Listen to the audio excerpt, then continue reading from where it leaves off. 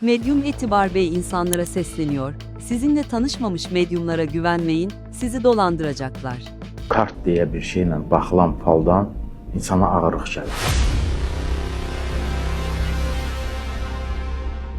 Şəkil attırırlar baxmaq adını. Sonra şantaj edib pul istəyirlər. Evinə, ünvanına qəbul eləməyən, kartına pul attıran heç bir baxıcıya qətiyyən yaxın durmursunuz. Bir mənalı şəkildə sizi aldadacaqlar.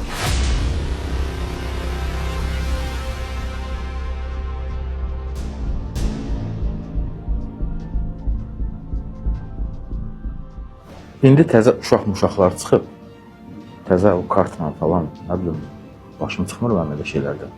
Elə adamlar çıxıb, kartla falan fal baxırlar, nə edirlər? Mən məsləhət görürəm ki, birincisi, kart deyə bir şeylə baxılan faldan insana ağırlıq gəlir.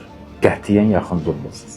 İkincisi, evinə şəxsən, evinə, ünvanına qəbul eləməyən, kartına pul attıran heç bir baxıcıya qətiyyən yaxın durmursunuz. Bir mənalı şəkildə sizi aldadacaqlar, cibinizə girəcəklər və heç bir halda o pulu siz geri ala bilməyəcəksiniz. Yəni, mənim məsləhətim sizlərə budur.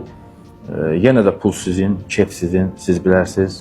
Amma mənim sizə məsləhətim, tövsiyəm olur ki, birincisi yenə deyirəm, tanımadığınız, bilmədiyiniz, ola bilər reklam olar, ola bilər hansısa sosial şəbəkədə özünü paylaşmış ola bilər, deyə bilər, mən fal baxaram falan filan, kartıma pul atım, etməyin o şeyi. Çünki öz üzərinizə ağırlıq çəkmiş olursunuz.